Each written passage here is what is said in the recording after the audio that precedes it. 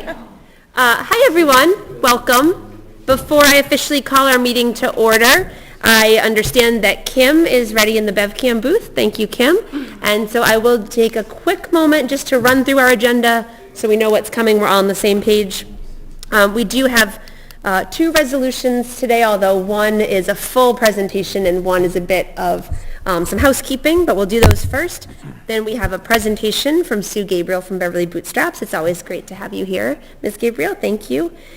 We have two posted public hearings. The second of those, posted for 8:30, has been withdrawn by National Grid. So when we get to that, we'll open it just to close it up. And then we have some regular business to attend to. We'll take a break for some subcommittee work, and then we'll be back to take action on some of those matters tonight. So with that, I will officially call to order this regular meeting of the Beverly City Council, Tuesday, April 18th, 2023, 7 o'clock p.m. Ms. Kent, will you please call the roll? Bowen? Here. Crowley? Here. Feldman? Houseman? Here. Rand? Here. Rotundo? Here. St. Hilaire? Here. Sweeney? Here. And Flowers. I'm here. Thank you, Ms. Kent. Councillor St. Hilaire, I would ask you to lead us in the Pledge of Allegiance, and I'd invite everyone to please remain standing afterwards for a moment of silence for William Coughlin, who was a former and longtime councillor at large in the city of Beverly, who recently passed away. Pledge allegiance to the flag of the United States of America and to the republic for which it stands, one nation, under God, indivisible, with liberty and justice for all.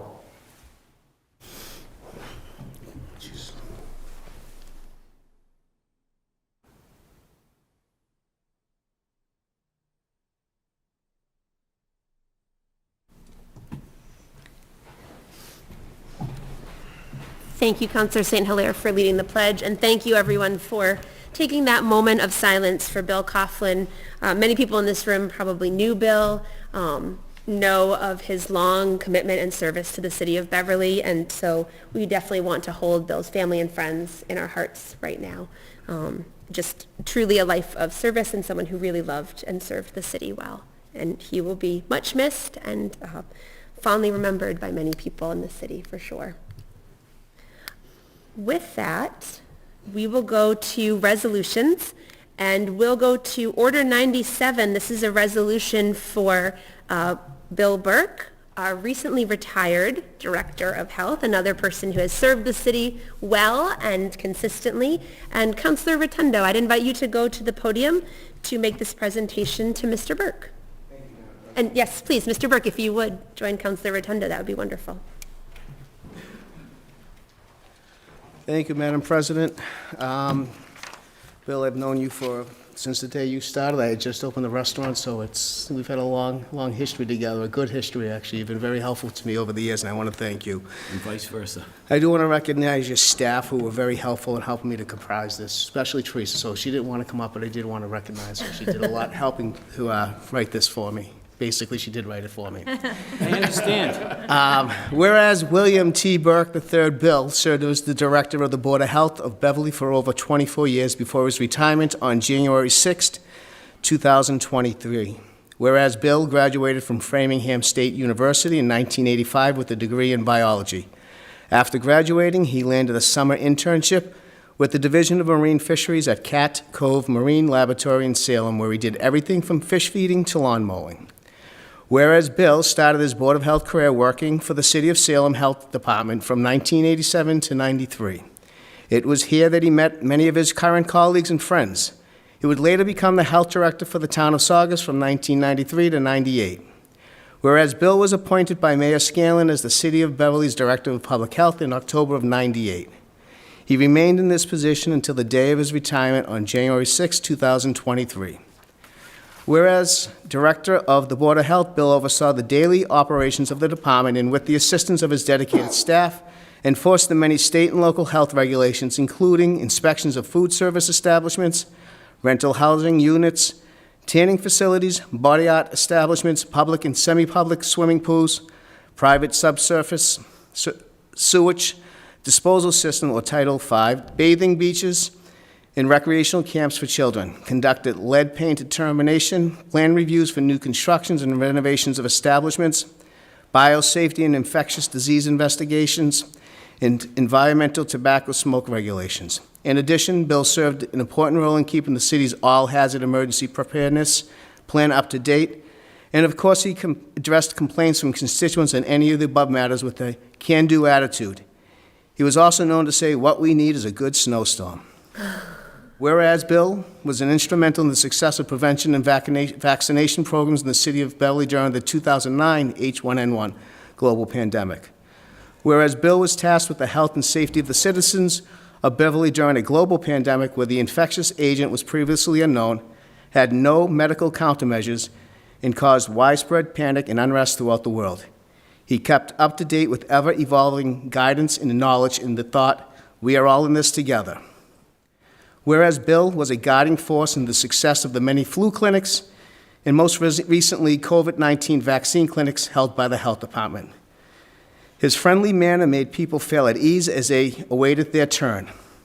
Whereas Bill's staff and colleagues are forever grateful for his ability to find humor and to elicit a smile even during the darkest days of the COVID-19 pandemic.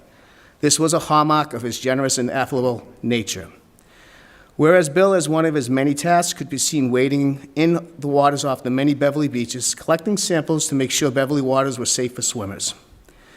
Whereas Bill oversaw the city's dental clinic, his staff remarked he was a great boss to work for with a hands-off approach, yet he fully supported the needs of the clinic. If funding was threatened, Bill was there to advocate for the continued financial support of this important and vital service for Beverly children in grades K through 12 who do not have access to dental care. Whereas Bill helped to organize the many flu clinics, household hazard waste days, and more recently, COVID-19 testing and reporting. Whereas Bill relied upon the positive effects of education and communication to achieve higher levels of compliance with state and local regulations. Those who found themselves needing to make corrections to their properties, businesses, or practices were assisted by Bill's compassionate and respectful approach to public service. Whereas Bill Burke's greatest passion was that for his two daughters. Not a day went by without an anecdote or mention of Fallon and or Brenna. And he was and is so very proud of the young women they have become. Now, therefore, the City Council of the City of Beverly does hereby honor William T. Burke III, our longtime health director, and wish him, his wife Connie, and two daughters, Fallon and Brenna, much happiness, success, and good health, with our hope that he will find new and rewarding ways to enjoy his retirement, in order that the city clerk spread a copy of this resolution upon the city records, and this resolution was signed by the City Council.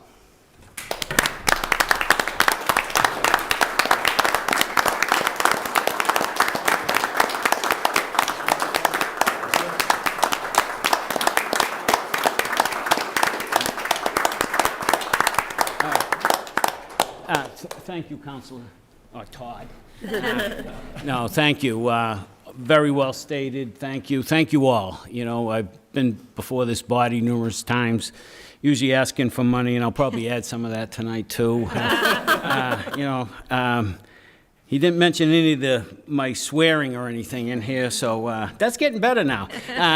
So I did just write some things, some quick notes just so I wouldn't forget. So again, I want to thank all the councilors, Councilor Rotundo, for this honor. I apologize, I missed the one during the pandemic. I guess I didn't show up.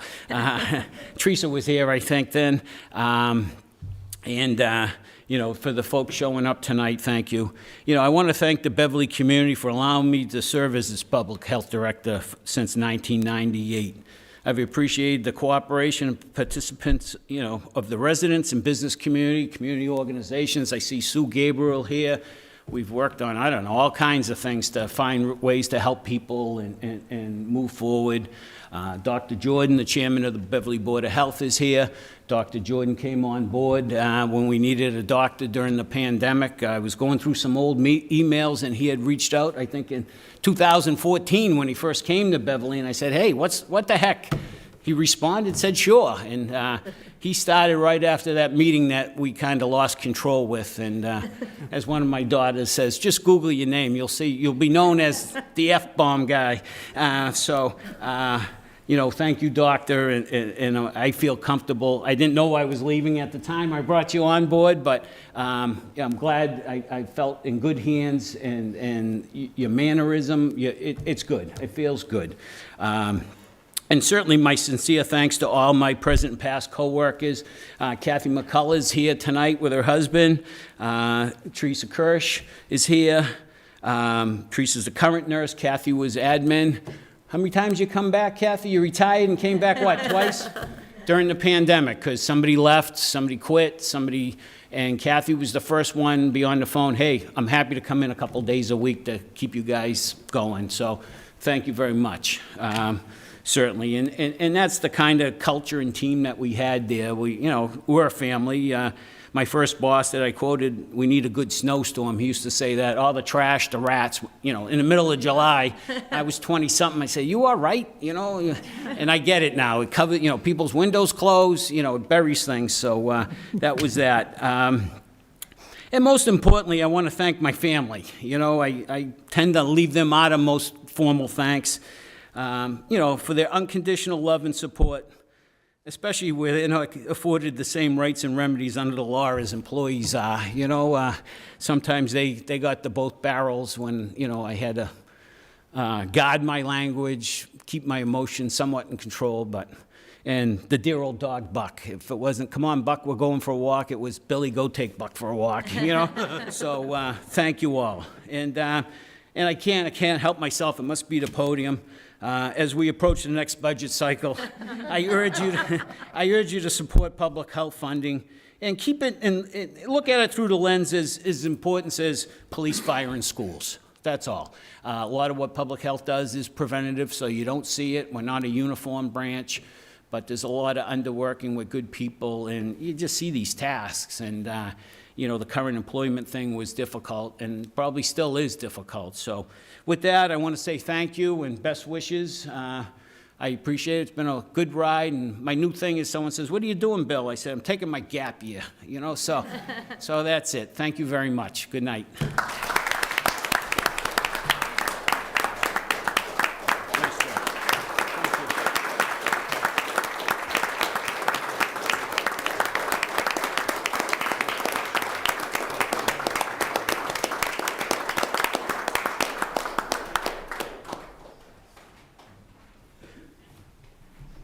Thank you very much, Councilor Rotundo, for presenting that, bringing that forward on behalf of the council. Thank you, Mr. Burke, for everything that you've done. I think Councilor Rotundo summed it up well and speaks for all of us, but the work of public health is difficult in any time, and certainly the fact that you and your team served through an unprecedented global pandemic just made everything just that order of magnitude more difficult, and our city is grateful for everything that you and your team did, particularly at times that were scary and uncertain, so thank you. And with that, I would entertain a motion to approve order number 97. So moved. Second. All those in favor? Aye. Thank you. That carries 8-0, and that is officially approved. I would entertain a motion to take a 5-minute recess. Second. All those in favor? Aye. Aye. Thank you. So we'll take a 5-minute recess for folks to greet Mr. Burke and his family, and you all are welcome to stay with us for as long as you like throughout the meeting. You're also welcome to go. So take a 5-minute recess.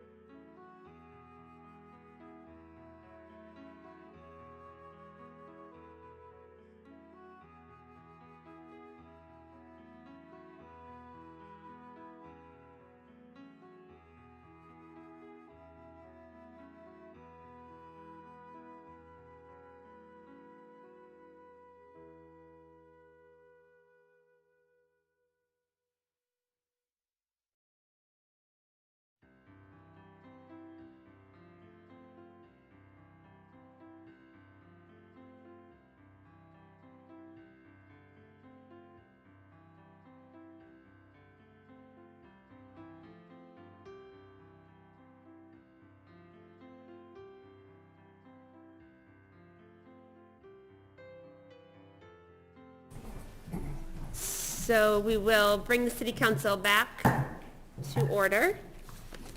And thank you again to Mr. Burke, his family, his staff. Thank you, and Councilor Rotundo, for bringing that resolution forward. It's a great opportunity to be able to recognize Mr. Burke at his retirement, well-deserved retirement. I do want to take a quick moment just to acknowledge other members of our city staff who are here in the room this evening. We have Dylan Benson from the Solicitor's Office is here. Thank you, Mr. Benson. Peter Dickman, our Harbor Master, is here. Thanks for being here. Catherine Barrett, our City Grants Director, is here. Thank you, Ms. Barrett. Brian Ailes, our City Finance Director, is here with us. Thank you, Mr. Ailes. Our City Council Budget Analyst, Mr. Jerry Perry, is here with us. Thank you, Mr. Perry. And our Fire Chief, Peter O'Connor, is here as well. Thank you very much, Chief, for being here with us. We will return to resolutions, and as I said, this is a bit more of a housekeeping matter. This is order number 98 for the Beverly Cove Improvement Association, and I would entertain a motion to approve. So moved. Second. All those in favor? Aye. Thank you. That carries 8-0.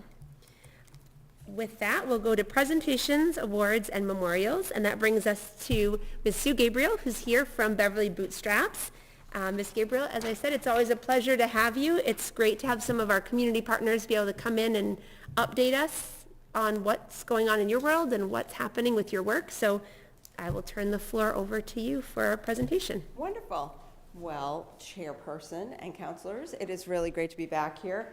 I know it was at least 2019 and maybe before that since I've been in front of you, which is seems like a very, very long time. As you can imagine, we've been quite busy down at Beverly Bootstraps since I spoke to you last.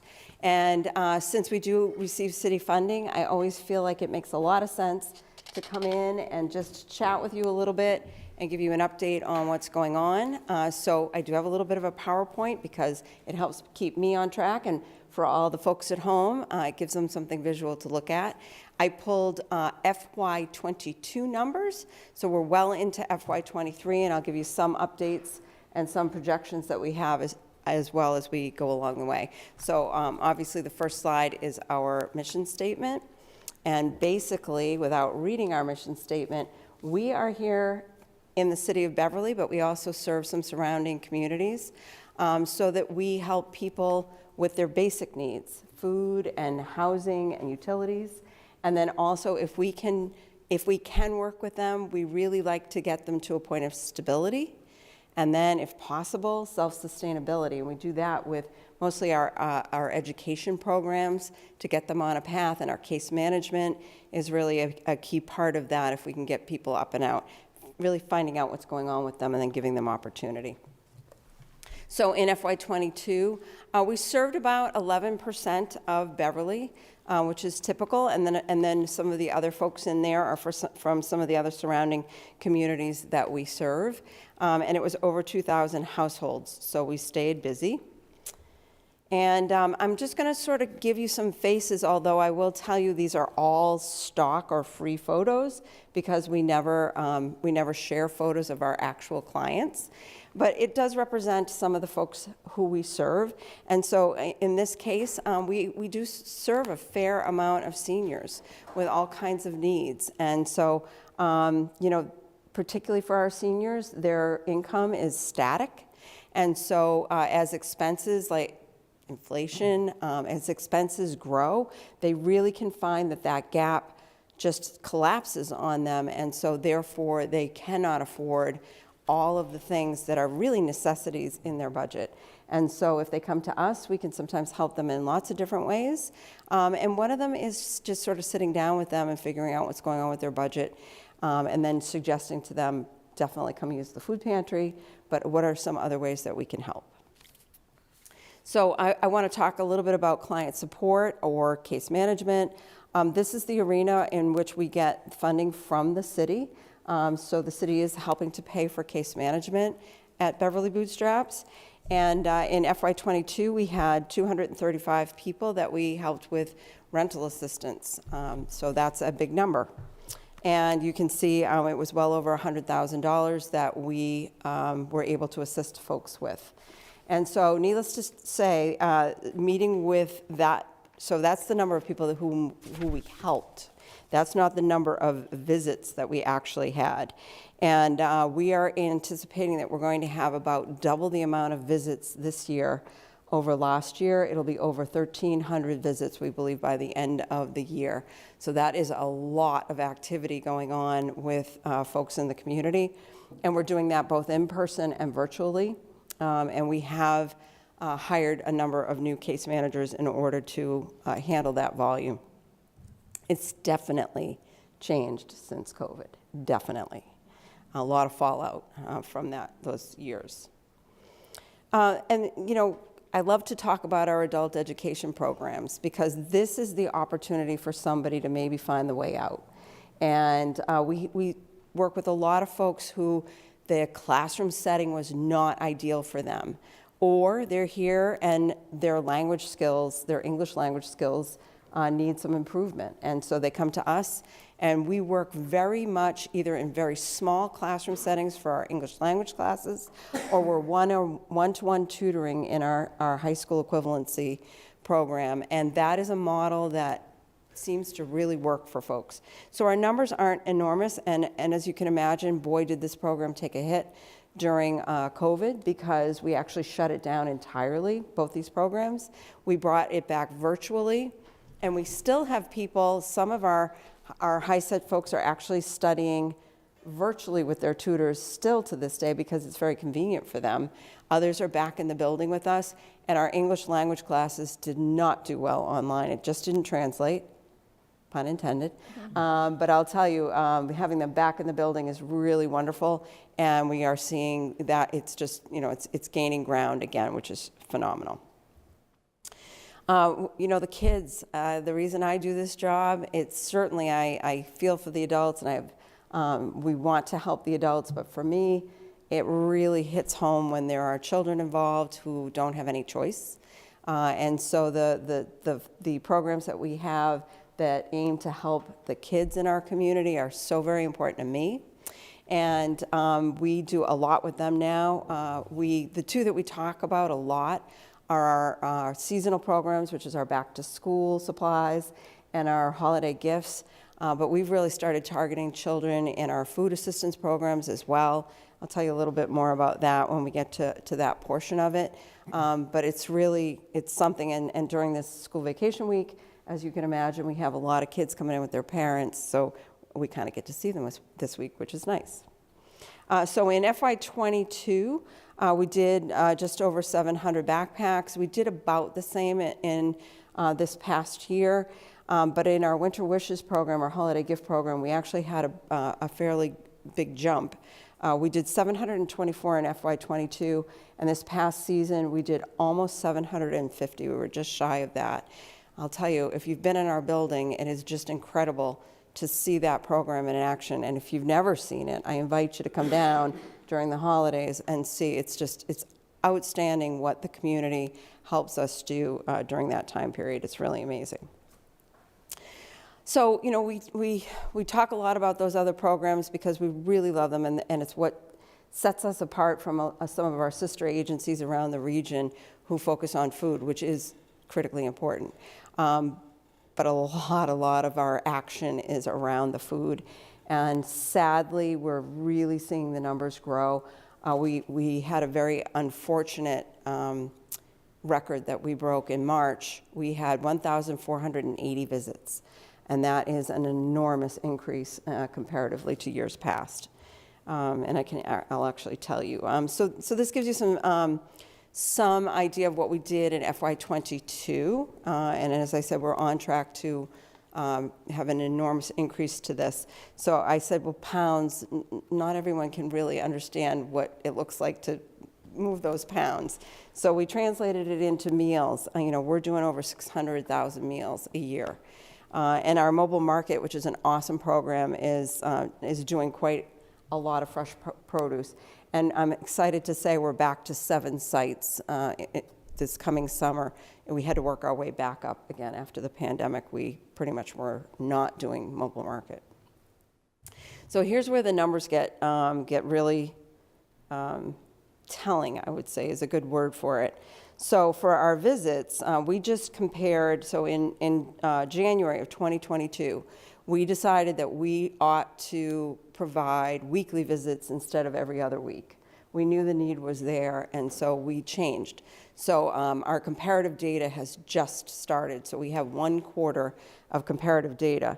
But year over year, we have a 25% increase in, for us, it's Q3 to Q3 of the same period. So that's a pretty big increase.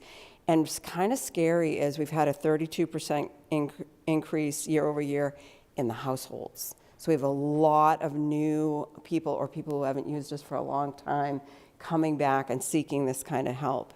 And here's a really kind of scary one for me anyway. So we started a program a while ago called Kids Weekend Food. We partner up with the schools, and they identify the children who are really in need. We have volunteers who come in and help us pack nutritional, really big snack bags. It's a lot of non-perishable, as nutritious as we possibly can make it, food that goes either into the child's backpack if they're elementary school, or distributed to them in the middle school before they go home for the weekend. And we've had a 44% jump from this time last year to this time this year. Some of it is, again, we're sort of rebounding from COVID, but some of it is there are more children being identified who need this. And what we're hearing back from the teachers is that they are really seeing a difference when that child has access to food over the weekend. So we love this program. It's phenomenal, but it is growing a lot. And again, it just signifies the need that's out there. And the one other thing I just want to say is during the pandemic, there was a meal in our community meals program, and we stepped in with a nice collaborative with Root that make food, and it's a really nice model, and so we'll see where that all goes, but we're always there to support the community meals program too, because that's a really important thing that we have going on in the city as well. Just have to always mention our volunteers. We lost volunteers during the pandemic. We actually sent everyone home in that the early days. We said no volunteers in the building. We managed to do the work that we kept going, our food distributions with only staff. But as things got better and better and better, we started to bring volunteers back. And we are rebounding with that, which is great because we really can't do our work without the amazing volunteers. So we're getting back to, we mostly have all the shifts that are the weekly 2 or 3 hour shifts. They're mostly covered, which is great. And then we have some amazing people that come in during our seasonal programs. We've just finished up our tax program, and those are volunteers that come in and they actually study and take a test through the IRS in order to be able to be qualified to do that. So it's a heavy lift for them. And we had more volunteers in that program than we've ever had, which is phenomenal. So just want to talk about our thrift shop for a minute. It is a great place to shop. It's also the place that you absolutely should donate your wonderful things, because we can always use them, and so can the other community members that are in our deserving community here. And it means that we can turn some of that into revenue for our other programs. So please think about us. If you have some really great stuff, bring it on down. We would love it. But we also think about the thrift shop as a program. We give vouchers to people who are really in need of clothing or household goods. We also all benefit if you shop there. I shop there. So I benefit, my budget benefits, because I'm buying used clothing at a lesser price than I might be at buying something brand new. And anyone in the community can avail themselves of that. And we keep stuff out of the landfill. And so in many ways, we are a program in our thrift shop. I just talked a little bit about our tax preparation.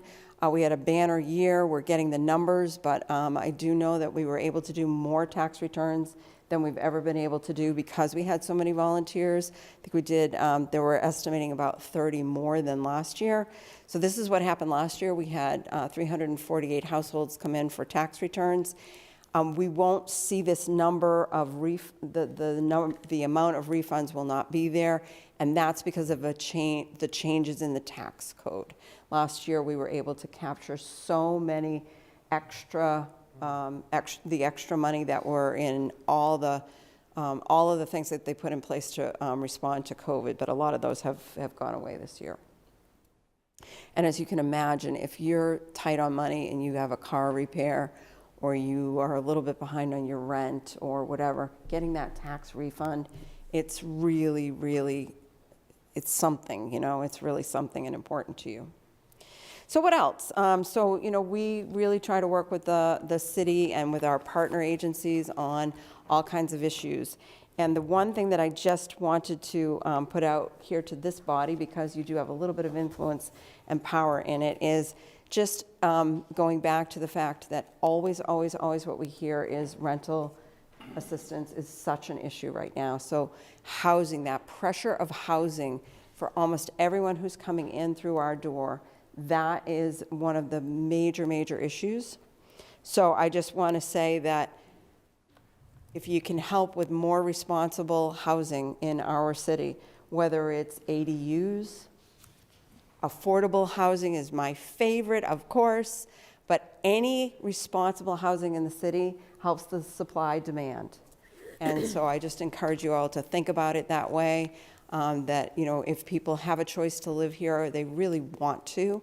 But in many cases, I think they're being priced right out of this city, or they're having to come to our food pantry in order to make their rent. And yet they're working their tails off. So just something for you all to consider. And just thank you. Thank you very much for the support from all of you and from the rest of the city.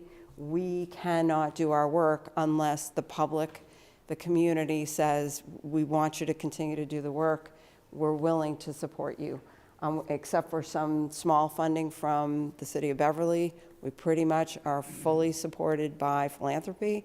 So do remember that in any way that you can help us. We appreciate it. And thank you. I'll see you next year. Thank you very much, Ms. Gabriel.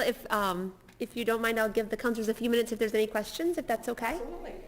Counselors, any questions for Ms. Gabriel? Counselor Rand. Thank you so much, and thank you for the presentation. We missed you.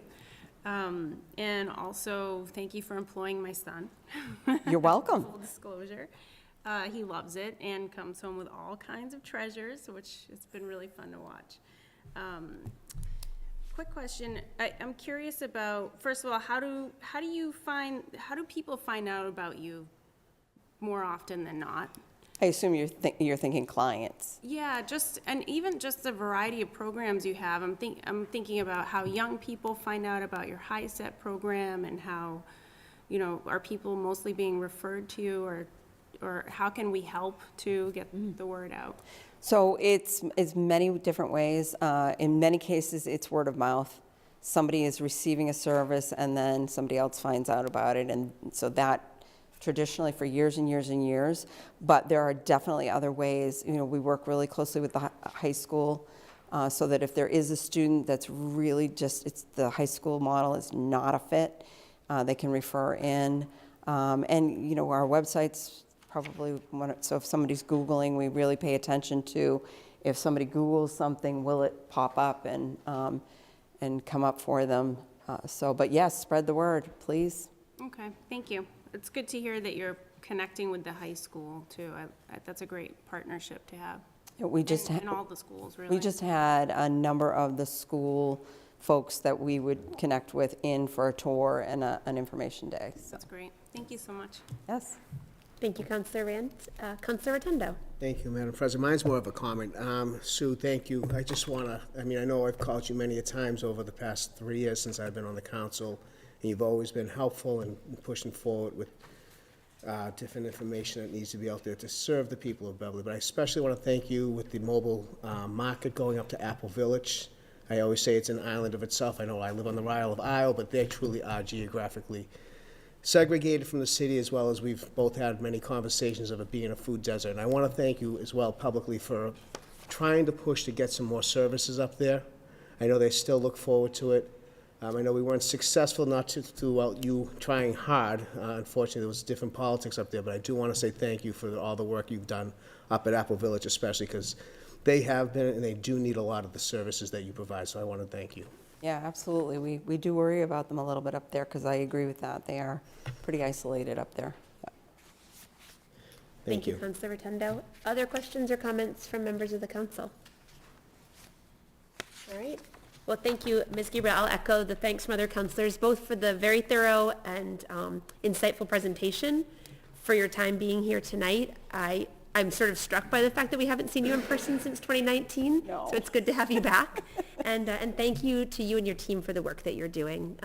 As the numbers clearly show, it's really important, and I know those numbers don't even begin to get into the stories, the individual stories of the people that you're working with. So thank you, and it's always good to have you here. We'll look forward to having you back. I know.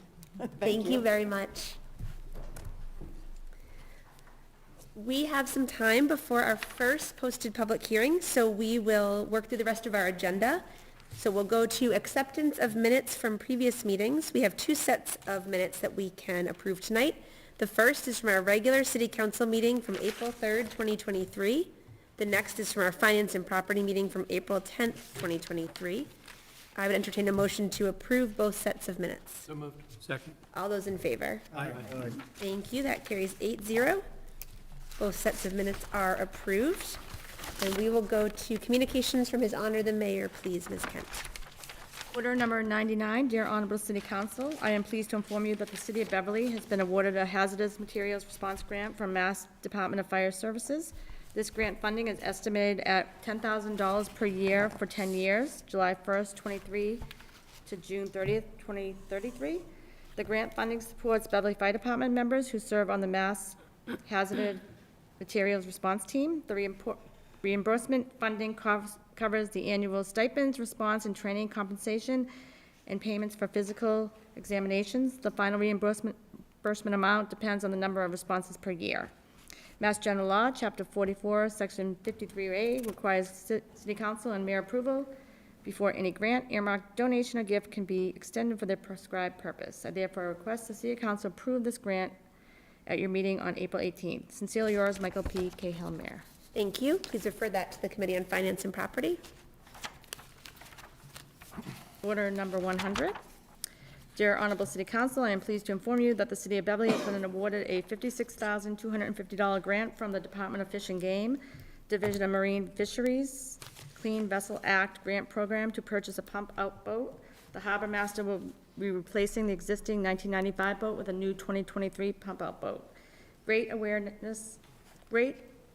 awardees are required to match a minimum of 25% of the cost, which will share between the Harbor Management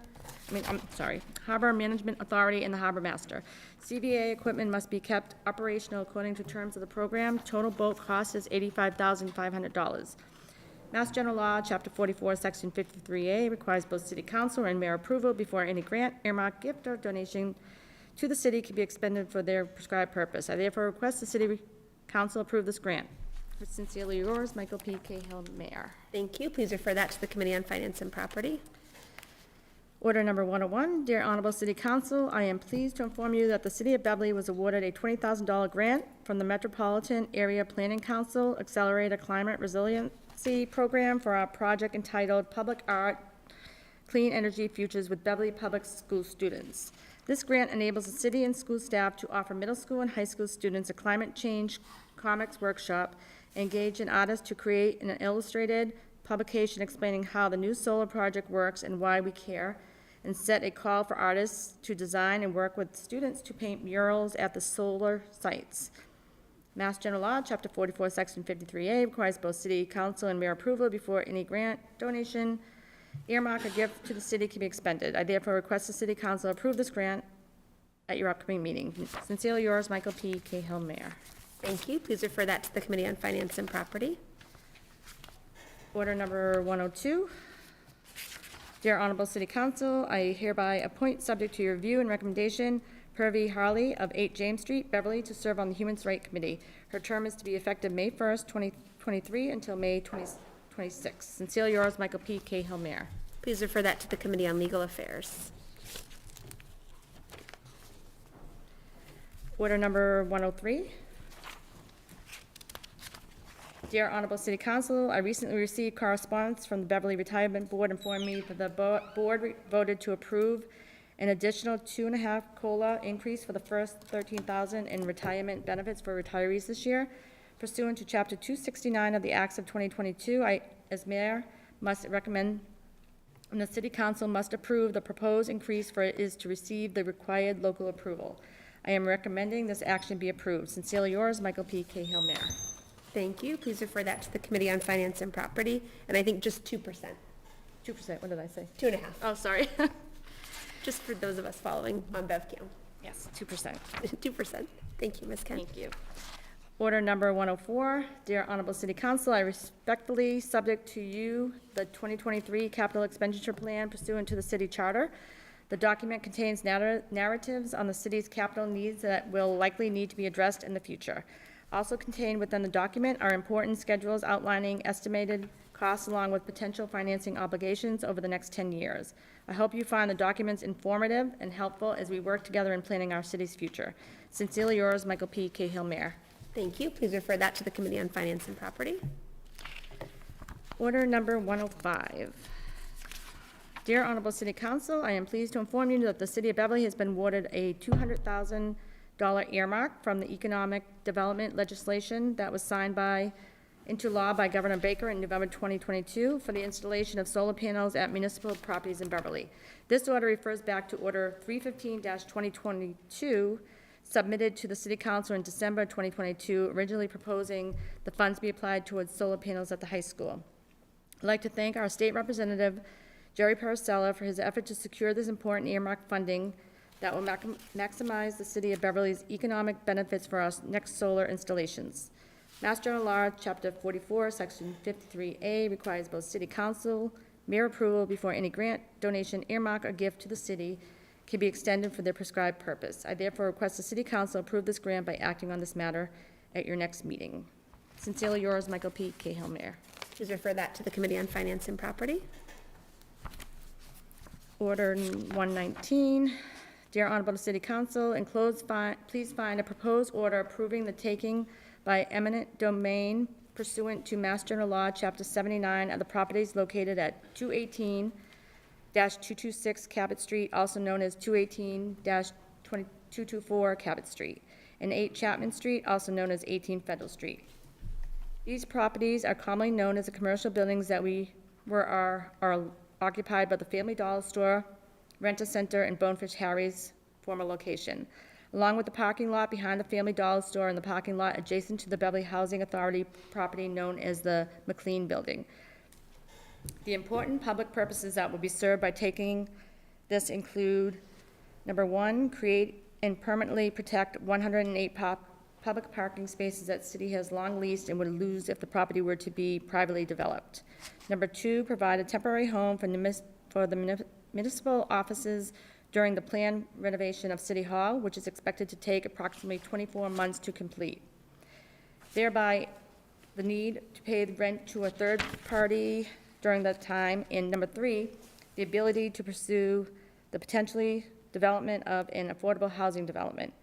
Further, once the city no longer needs the commercial buildings for municipal office space, the city will likely sell the existing building to recoup a portion of the cost of the taking. Under Chapter 79, the owners of the property is entitled to just compensation. The city received an appraisal in December 2022 that established the fair market value of the property is $7,100,000. In order to avoid the uncertainty in liability created by any litigation that might arise regarding the taking, the city and the owner have agreed to a payment in the amount of $7,350,000 in exchange for a waiver and release of any and all claims against the city arising from the taking, subject to City Council approval. A separate appropriation order for the purchase price is being filed in addition to this order. Please initiate action on this matter at your upcoming meeting on April 18, 2023. Sincerely yours, Michael P. Cahill, Mayor. Thank you. Please refer that to the Committee on Legal Affairs. Order number 120. Dear Honorable City Council, enclosed, please find proposed order approving an appropriation that would be used to pay for the taking by eminent domain of the properties located at 218-226 Cabot Street, also known as 218-224 Cabot Street, and 8 Chapman Street, also known as 18 Federal Street. The order would authorize the city to appropriate the sum of $8 million to pay the cost of acquiring these two properties, including the site improvements and the payment of all other costs incidental and related therefore that to meet in said appropriation. $2 million would be transferred from free cash, and the city would be authorized to borrow $6 million under and pursuant to General Law, Chapter 44, Section 7(1), or any other enabling authority to issue bonds or notes of the city therefore. The proposed order should be referred to the Committee on Finance and Property and requires a public hearing. As the order authorizes the issuance of bonds, it will require a 2/3 vote for all of the members of the City Council. Please initiate action on this order at your April 18th meeting by scheduling a public hearing for your May 1st, 2023 meeting. Sincerely yours, Michael P. Cahill, Mayor. Thank you. Please refer that to the Committee on Finance and Property to set that public hearing. Let's go to communications from other city officers and boards, please. Ms. Ken? Order number 106 from the city clerk for a fortune teller renewal application for Timothy Regan. Please refer that to the Committee on Legal Affairs. Order number 107 from the city clerk, a fortune teller renewal application for Elizabeth Kransberg. Please refer that to the Committee on Legal Affairs. Order number 108 from the city clerk, a fortune teller renewal application for Leanne Gordon. Please refer that to the Committee on Legal Affairs. Order number 109 from the city clerk, a fortune teller renewal application for Laura Nestor. I know you'll be surprised, but please refer that to the Committee on Legal Affairs. Order number 110 is from the city clerk, fortune teller renewal application for Lillian Perry. Please refer that to the Committee on Legal Affairs. Order number 111 is from the city clerk, the fortune teller renewal of application for Sophia Andrinopoulos. We'll also refer that to the Committee on Legal Affairs. Order number 112 from the city clerk, renewal of petroleum storage registrations for the year 2023. Also going to the Committee on Legal Affairs, please. Order number 113 from the city clerk, a renewal for a secondhand junk dealer license for Beverly Coin Jewelry Records and Estate Appraisals located at 38 Rantoul Street. Please refer that to the Committee on Legal Affairs. Order number 114 from the city clerk, renewal for a secondhand dealer license for Kim Weaver, DBA, The Golden Hangar located at 231 Cabot Street. Please refer that to the Committee on Legal Affairs. Order number 115 from the city clerk, a renewal for a secondhand junk dealer license, Marconi Radio located at 497 Rantoul Street. Please refer that to the Committee on Legal Affairs. Macaroni Radio would be a whole different thing. It's a lot of reading. Yeah. Order number 116 from the city clerk, a renewal for a secondhand junk dealer license for Plum Consignment LLC, DBA Worthy Girl, located at 276 Cabot Street. Please refer that to the Committee on Legal Affairs. Order number 117 from the city clerk, a new Class 1 motor vehicle dealer's license for Beverly Port Marina, Inc., located at 43 Water Street. Please refer that to the Committee on Legal Affairs. Order number 118 from President Flowers and Council Rotundo, a school committee, subcommittee, finance and facilities meeting recap from January to March 2023, third quarter report, FY 2023. Thank you, Councilor Rotundo. Anything that you'd like to comment on this one? I do not. Thank you, though. Thank you. I would entertain a motion to receive this and place it on file. So moved. Second. All those in favor? Aye. Thank you. That carries 8-0, and we'll receive that and place it on file.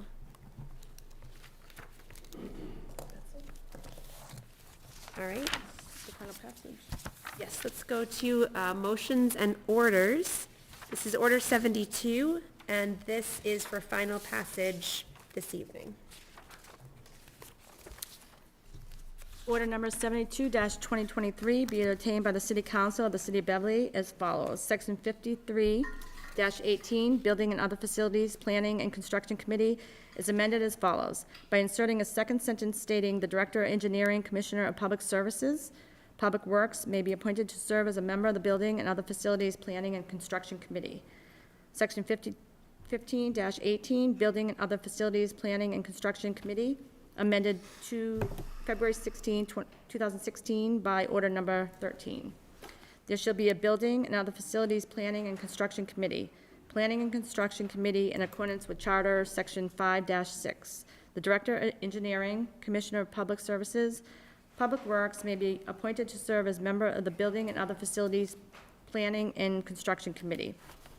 And this ordinance to take place under publication and final passage, and it was in the newspaper on March 24th, and tonight is final passage. Thank you very much, Ms. Kent. So I would entertain a motion to approve for final passage Order 72. So moved. Second. Any further comments or discussion? All those in favor? Aye. All those opposed? Thank you, that carries 6-2.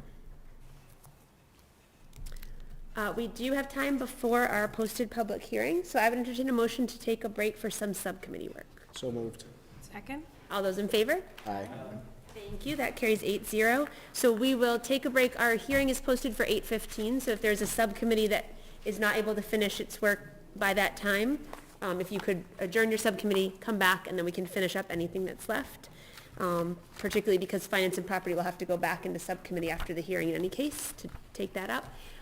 Let's have Legal Affairs stay here, Finance and Property in the committee room, Public Services on the bench. And without Kathleen, if one of you wouldn't mind making sure to just take the notes, please. Thank you very much.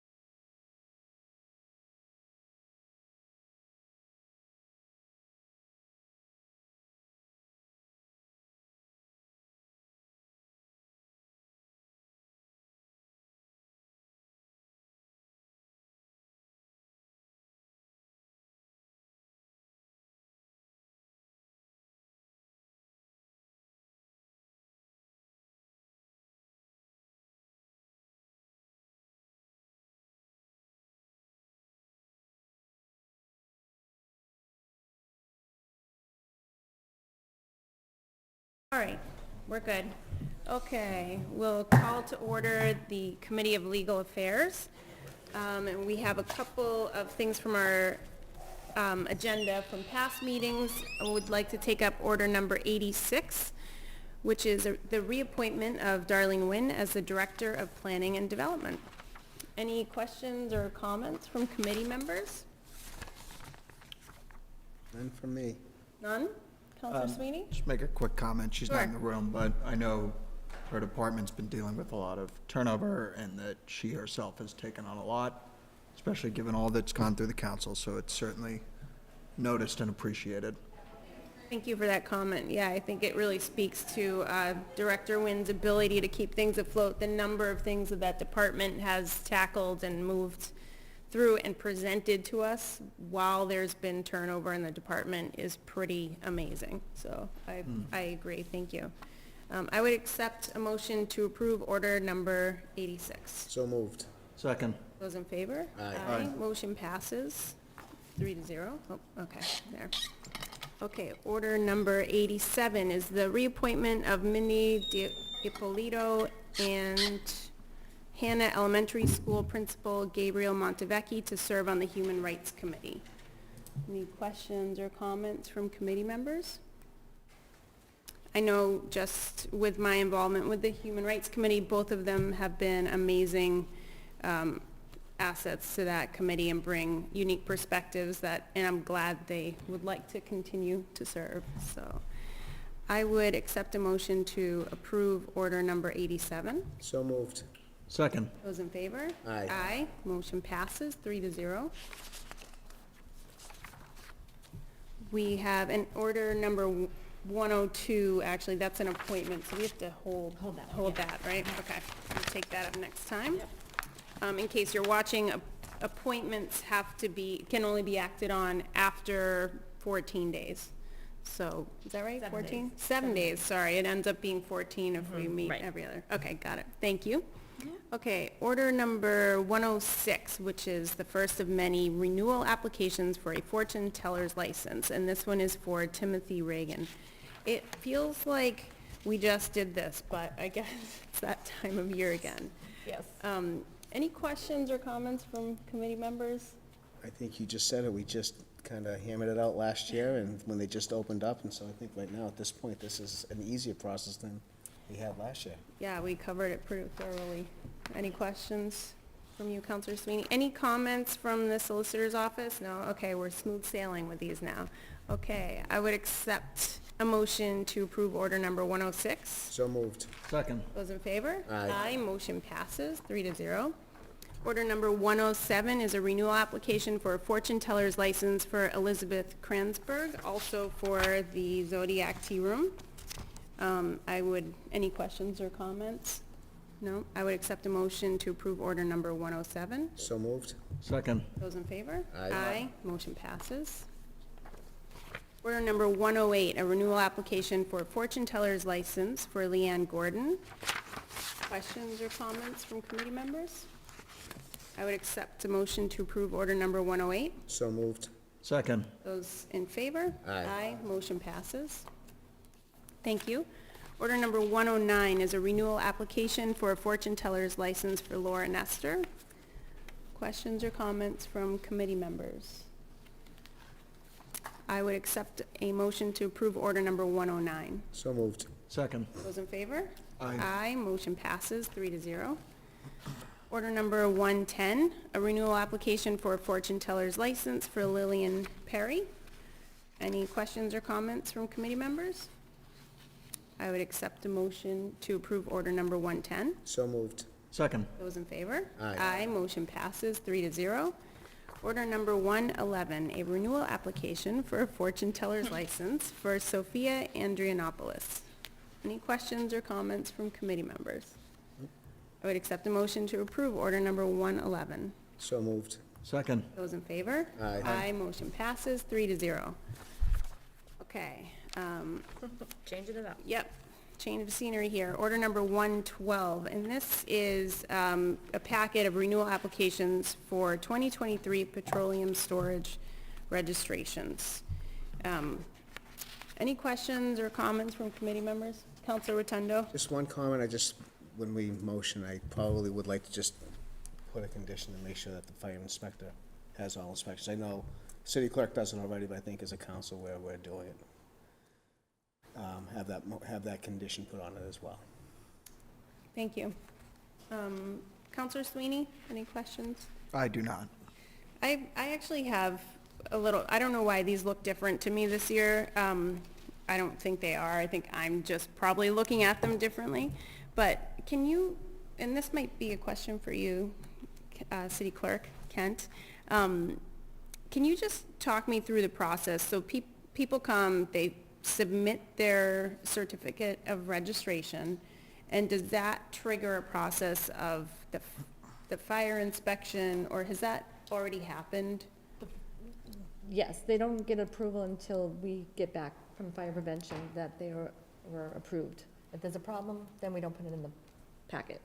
Okay, so that what, and we could, we could come back to this if Chief O'Connor is still around, but what do you get back from the fire department? Just an okay from their inspection, that nothing, Okay. there's no problems for the renewals. The new ones, they may send something different, but we haven't had new ones in a long time. Okay, So most of it's for like storables, like paint or anything flammable. And the fire prevention office is very involved in the Okay. process. I guess another question I have is, so I just want to make sure, just kind of basically tagging along your comment, I want to just make sure that these have all already, like, is there something in writing from the fire prevention department? For registration, no, it would just be probably, maybe by email, but most likely it's verbal for those. Okay. They may have something in their records, because they also have storage that is a higher percentage than the ones that we give out. Okay, So, great, you know, it depends on how much is stored. okay. Counselor Rotundo? Madam Chair, I did talk to Captain Craling. He was actually on vacation, but he surprisingly returned. He called me because I wanted to make sure we were doing our due diligence. I would be comfortable if we make a motion with condition that I would like to actually see something emailed to you, Ms. Kent, in regards to approvals, just so you have a record. I know it's not done, I think, Clerk of committees. right, so it would be made to Christine in order for you guys to have a record, similar to with the lodging license that we went through, and we kind of talked that out as well. Yep, she may have that, I'm not sure. Right, and so I just think even if we put it as a condition, if it's there, it's there. We're now making it noted. So you're comfortable approving this on the condition that we receive that written documentation? That the fire department, the fire prevention office has done its inspections and provided the city clerk with, or the clerk of committees with the list of approvals. It could be done via email or it could be done in a written letter, but some sort of a record that should be submitted as opposed to just a verbal. Again, we wouldn't submit them to you. I know what you're saying, No, going not into for me. writing, and we could Yeah. include it in the packet, but I know that we wouldn't even bring them to you if we didn't get something that's already Okay, let us know that we can. okay. And, But th- that's- yeah, this we'll is print it not out and about. Put it with it, yep. This is not about mistrusting your Yeah. office at all. I think I just, because we have similar other types of certificates that sort of have, it might have the signature of the police chief right on it. Right. I think I just sort of want to see that in writing, and maybe we've, I don't know, I'm looking at it differently, I guess. No, it's not a problem, and like I yeah. said, we can, going forward, put it with the packet. Okay. With each, Yeah, with the list and saying how it was approved and when. okay. All right, so is there a motion? Motion with conditions that there's some, either email communication or list provided to the clerk of committees or city clerk of the approval from the fire prevention office. Okay, for order number 112. Yes, for all the storage, petroleum storage. Okay, is there a second? Second. And those in favor? Aye. Motion passes 3-0. Thank you for your help with that. Sure. I appreciate it. Okay, order number 113. So this is a renewal for a secondhand junk dealer license for Beverly Coin Jewelry Records and Estate Appraisals located at 38 Rantoul Street. Any questions or comments from committee members? Sure. I Counselor Rotundo. talked with Lieutenant Backstrom today in regards to this license, and from what he had said, it is in compliance. They do submit the reports weekly, which is required, so I had asked about the other companies, so the other applications, to make sure that I wasn't singling out anyone. They don't need those from the other ones because they're consignment shops, not dealing with coins or records of that sort. All right. Excellent, thank you for checking on that. And this is right around the corner from my house, so it's kind of nice to have someone who cares about collecting coins in the neighborhood. Any questions from you, Counselor Sweeney? No? Okay, I would accept a motion to approve order number 113. So moved. Second. Those in favor? Aye. Motion passes 3-0. Order number 114 is a renewal for a secondhand junk dealer license for Kim Weaver doing business as the Golden Hanger located at 231 Cabot Street. Any questions or comments from committee members? All right, I would accept a motion to approve order number 114. So moved. Second. Those in favor? Aye. Motion passes 3-0. Order number 115 is the renewal for a secondhand junk dealer license for Marconi Radio located at 497 Rantoul Street. Any questions or comments from committee members? No? Okay, I would accept a motion to approve order number 115. So moved. Second. And those in favor? Aye. Motion passes 3-0. Thank you. Okay, order number 116, renewal for a secondhand junk dealer's license for Plum Consignment LLC, doing business as Worthy Girl located at 276 Cabot Street. Any questions or comments from committee members? No? Okay, I love the energy that Worthy Girl brings to the corner right there of Cabot. I think they do a great job. And I would accept a motion to approve order number 116. So moved. Second. Those in favor? Aye. Motion passes 3-0. Order number 117 is an application for a new Class 1 motor vehicle dealer's license for Beverly Port Marina Incorporated located at 43 Water Street. Questions from committee members? I'd Councilor like to Rotundo. hold this order. There's too much going, Mr. Dill, thank you for forwarding the information that I'd requested.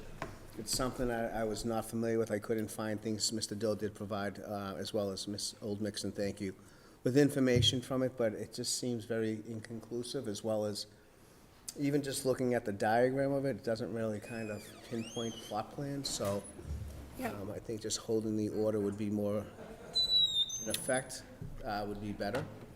Yes, and I think it might be helpful actually invite in the applicants, because I'm not sure what they're actually asking for and whether they may actually need what they think they're asking for. And I believe they were actually invited to be here today, so we could reach out to them again.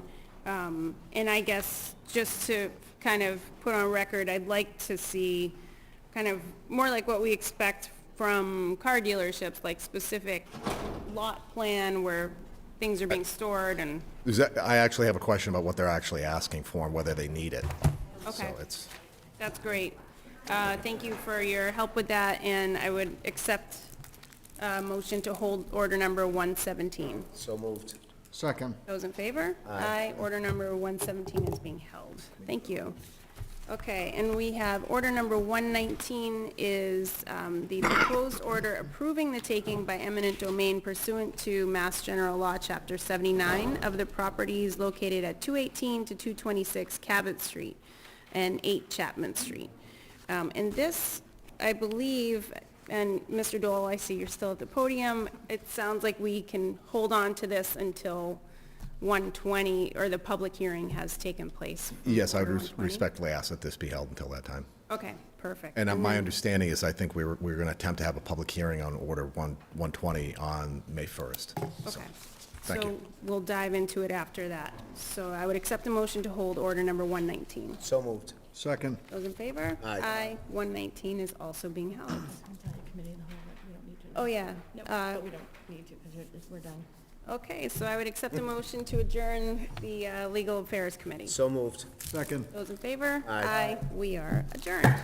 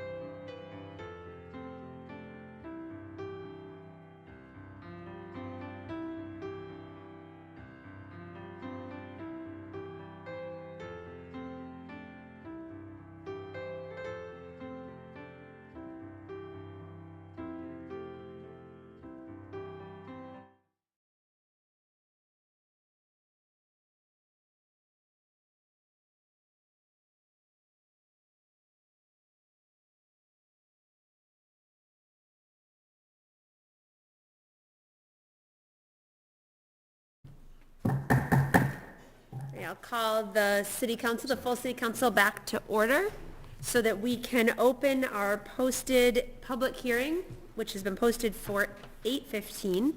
This is on order number 79. Ms. Kent, please.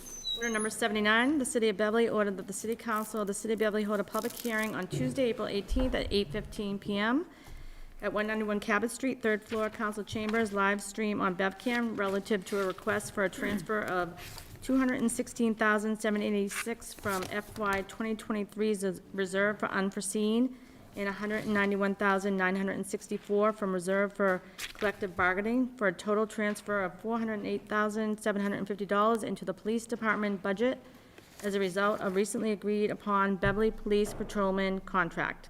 And this was in the newspaper on April 7th. Thank you very much, Ms. Kent. Mr. Ailes, I see you're at the podium already. Is there anything that you'd like to tell us about order number 79? Well, I think the communication that the mayor provided was fairly succinct. I know you may have questions about the specifics of the agreement or the memorandum of, is it an agreement or understanding? MOA, Memorandum of Agreement. Mr. Dole's here as well to answer any specifics. However, an approval of this order will allow us to pay and make the necessary adjustments to the patrol, as well as pay the retro components to the agreement as well. So happy to answer any specifics you may have. Thank you very much, Mr. Ailes. Mr. Perry, is there anything that you would like to add or elaborate on for the council? Sure. Good evening, Madam President and members of the council. I wrote to you last week a memorandum, a couple pages to articulate the specifics of this and how the administration plans on funding it. Again, I'm not going to repeat. It's all in the memorandum. The only thing I would say to you on the second page of the minor typographical error, this is my bad. I told you there'd be $36,214 remaining reserve for unforeseen. It should be $33,214, so a minor typo on my part. Madam President, I'm not going to go over the contract, but I'm more than happy to answer questions. Mr. Dole, bottom line, it's my recommendation to the council that you adopt the proposal of the mayor. Thank you very much, Mr. Perry.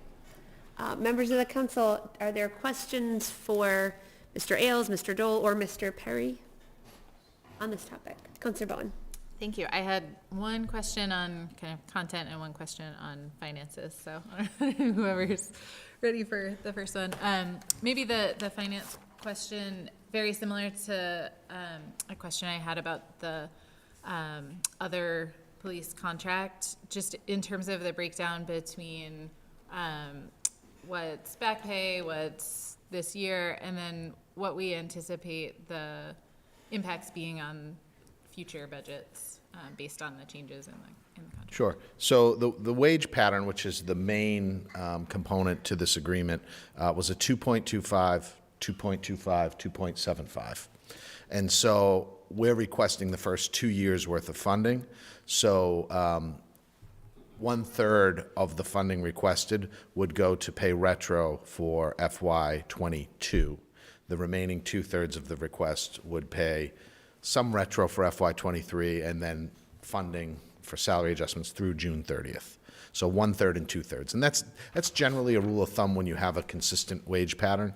And then for FY '24, where it goes to 2.75%, it would be an overall 2.75% adjustment on all of the straight salaries, as well as many of the other components that are salary related within the police budget that are tied to patrol base salaries, such as education incentives or any type of night differential pay, things of that nature would also go up to 0.75% as well.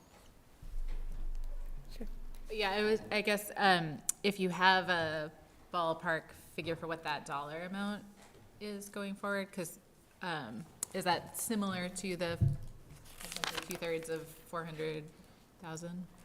I can do some quick math if you give me a minute and get you a rough ballpark. If you maybe, I think you had another component to the question, right? Yeah, so the other question, thank you for that, and sorry for the on-the-spot math, which I also can't really do in my head.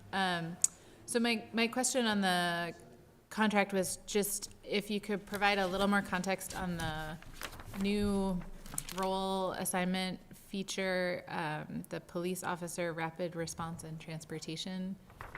Oh, so in anticipation of the transition to joint civilian dispatch, currently for the 3 daily shifts, there's an officer assigned to dispatch functions. That officer, obviously ignoring for the moment the transition to fully staff up the civilian dispatch operation, once that is done, obviously that officer is not going to be, those 3 positions over the course of the 3 shifts in 24 hours will no longer be necessary. So working with the chief and the patrol union, we did spend some significant amount of time working on that role that fills a need. And I can't speak perfectly about what the operational needs are. That would be better addressed by Chief LaLasher. But suffice to say, in my layman's terms, that fills an operational need. So that if you've read the job description, it is a patrol officer, but it is going to fill some, I hesitate to say staffing issues. It's just, I think it helps address, fills a few needs there to free up patrol officers that would otherwise have to fill some of those functions. For example, pulling a patrol officer off his beat shift to transport someone into the correctional house of corrections up in Middleton, or transport a prisoner over to the courthouse for arraignment, or sit in Beverly Hospital when a prisoner is being held for treatment. This position will allow that patrol officer to stay on their beat shift and use that officer who formerly was assigned to dispatch to sort of be a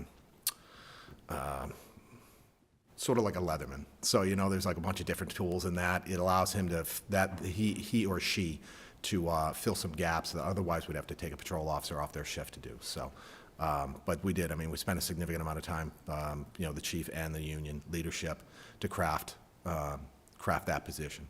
So. Thank you, Mr. Dole. Mr. Ailes has completed his math. Yes. I feel like I'm taking a speed exam or something. So the 2.75% is going to roughly be the value of $165,000 to $170,000 in addition to the other 2 years' wage patterns. All set, Counselor?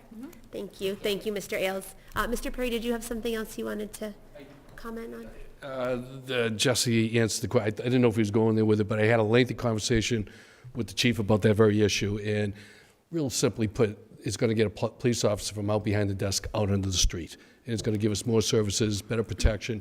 And as the counselor indicated, yeah, there are times they got to book people, they got to go to the hospital, whatever it is. But bottom line, too, it's going to get more police officers on the street, which is a good thing. Thank you very much, Mr. Perry. Counselor Houseman.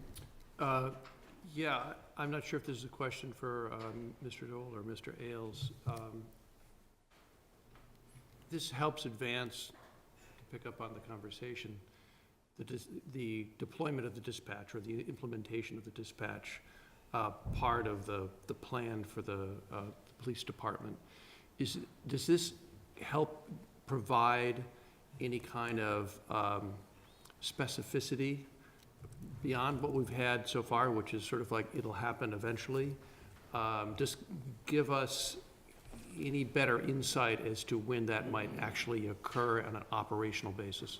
So I'm not trying to crawl in a foxhole and avoid the question, but to the extent that the transition to joint civilian dispatch exceeds whatever is in this order regarding how the MOA that's been executed with patrol addresses it, I think that we get into an open meeting law situation where this agenda doesn't explicitly state that there's going to be a discussion about the civilian dispatch operation and the transition to.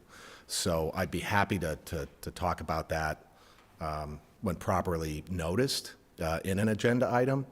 But to the extent that your question touches on the MOA that was executed with the patrol union, obviously under collective bargaining law in the state, under Chapter 150E, we do have an obligation.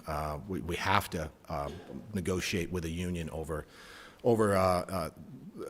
impacts to their day-to-day operation. So obviously, the transition from a police dispatch operation to a joint civilian operation as it affects the police was something that we were bound by state law to have to impact bargain with them. So that was a part of the negotiations that took about 2 years from start to finish that resulted in that MOA to the extent that it did impact the patrol unions' day-to-day job duties.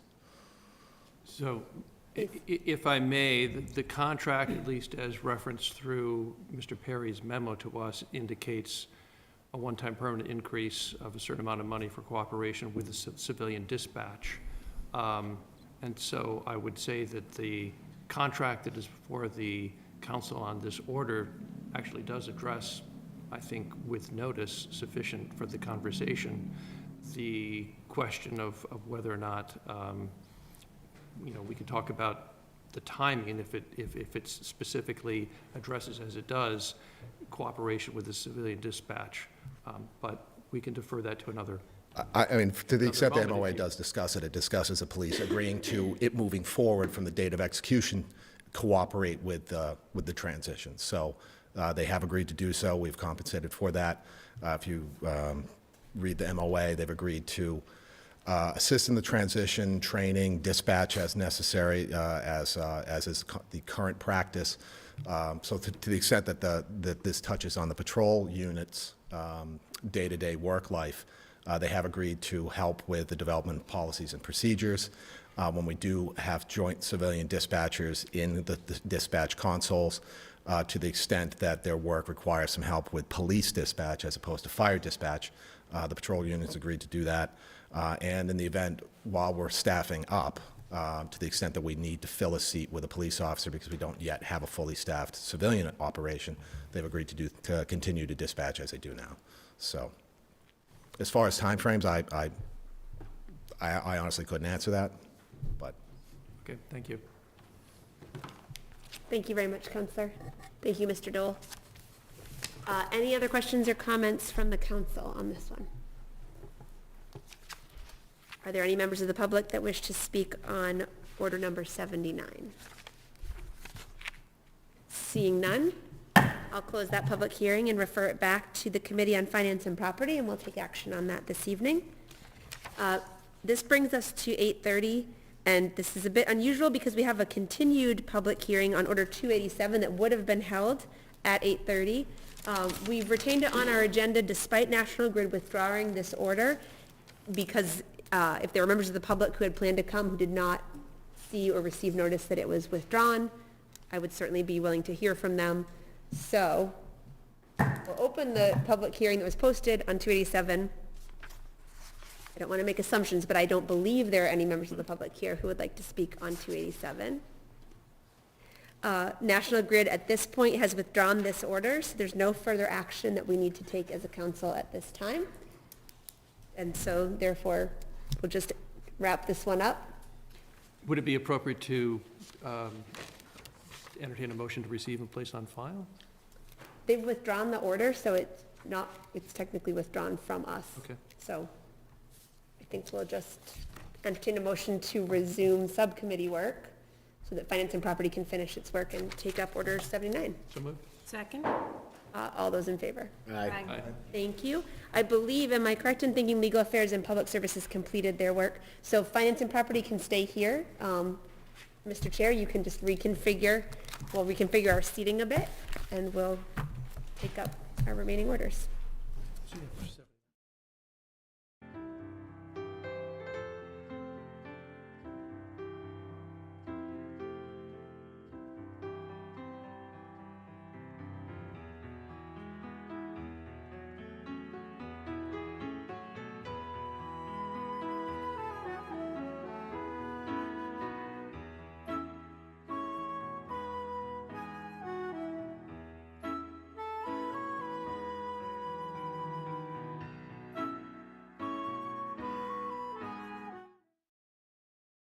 The Subcommittee on Finance and Property and Committee of the Whole. I think it makes sense, given the flow of the discussion, that we continue and wrap up the order number 79 that we were just discussing before going back to the previous order that we were discussing regarding order 103 on the COLA increase. So, committee members, do you have any questions or comments beyond what was covered at the public hearing on order number 79, which is the transfer for the collective bargaining agreement, the MOA? I have nothing on order 79, Mr. Chairman. Okay, we have other counselors here. Any questions? In that case, I would entertain a motion from the subcommittee on this matter. Make a motion to approve. Second. All those in favor? Aye. Aye. Motion carries 3-0. We'll refer that back to full council. Let's set this over here. And we will resume our conversation regarding order number 103, which is the request for an additional 2% COLA increase on retirement benefits for retirees this year. So we had just heard from Mr. Ailes in the committee room on this subject. Mr. Perry, would you like to follow up on that? Sure. Thank you, Mr. Chairman. So I wrote to you last week. I'm sure you received the memorandum.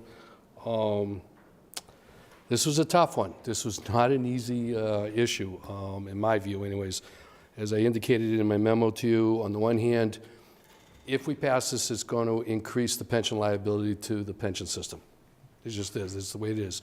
On the other hand, we've seen inflationary factors go up pretty high. You saw Social Security increases due to cost of living adjustments went up pretty high.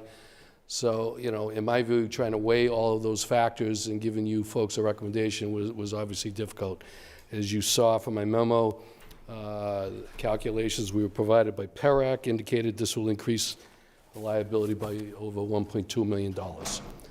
We are committed to fully funding the pension system in 2033, so obviously it's going to cost a little bit more. I don't know exactly what that is until we get the actuarials and the bills from PERAC on that.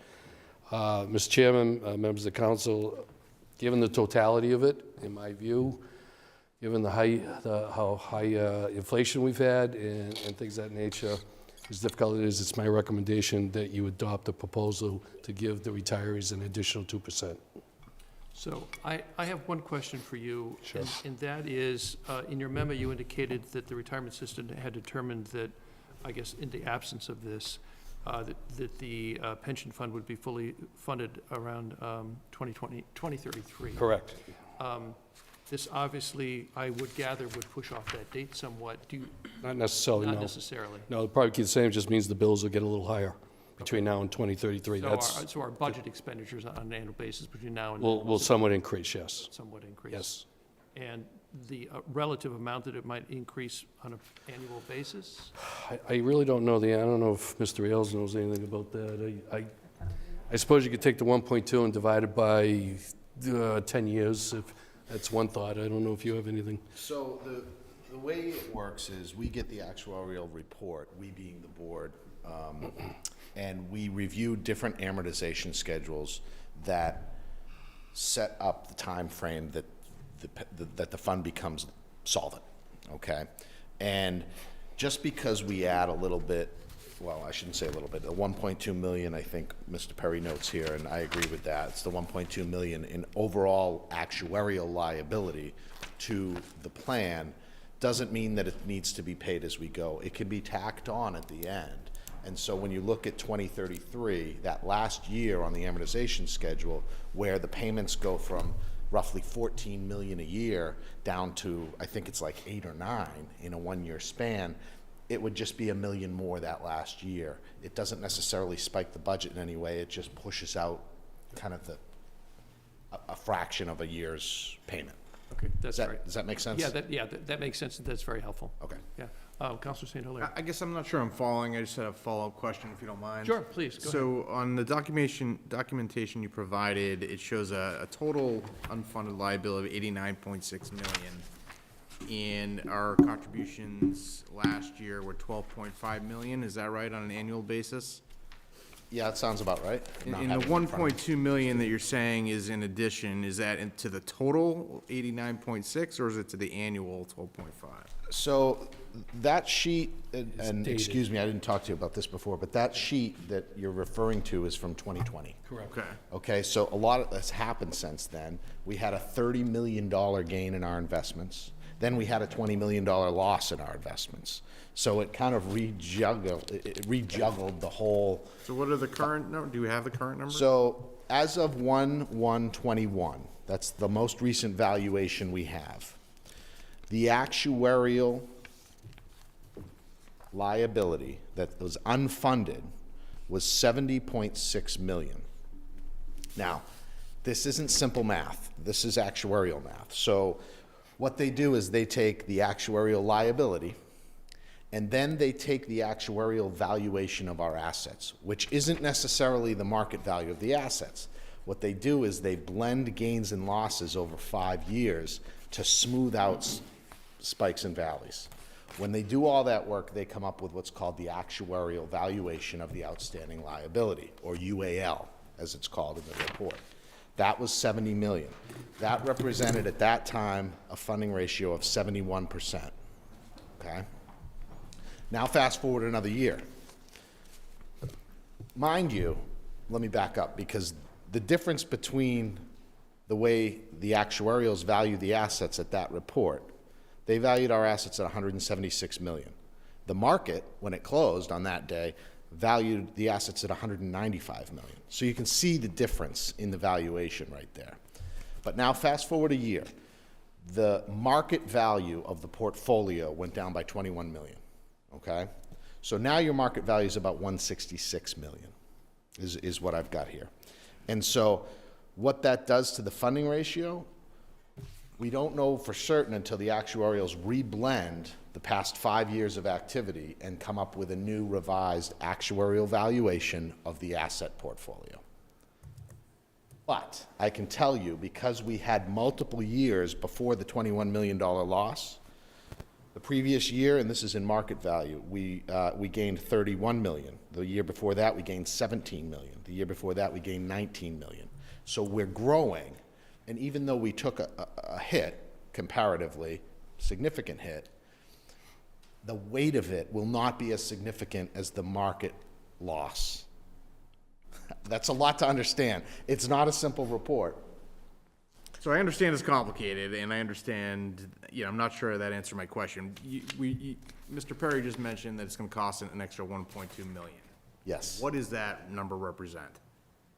That number. Is that an annual cost, or is that a total cost of the program? No, it's not annual. That for, I, And the reason I'm asking, I guess my concern is the 12.5 million we put in every year, it represents a big chunk of our budget, right? And what do we anticipate this, proving this, how does that impact that? up to 13. So it's going to go up about 500,000 to 600,000 a year up until 2033. Then it drops off to about, and this is off the back, in the back of my head, I think it's like $8.5 or $9 million. And how much is what you're proposing impact that? So instead of going from 14 million to 8 million year over year, it's going to go from 14 million to 9 million. So you'll still realize the drop off. It just won't be as significant because you're adding 1.2 million in costs that you'll pay at the end. You're going to pay it, what he's trying to tell you, the 1.2 will do it in 2033. That's when you're going to pay for it. Okay, thank you. The only thing I'd add, two things if I could add to Mr. Ailes' comments. I sent you a lot of data to all of you to look at that. I was very clear in my memo, it's not contemporaneous. It's up and it's down, and Mr. Ailes articulately informed me that it does change. I knew about the 21 million, but I didn't have an exact dollar amount, so I didn't put it in your memorandum. That said, it's just to give you background information, give you a sense of how many retirees you have.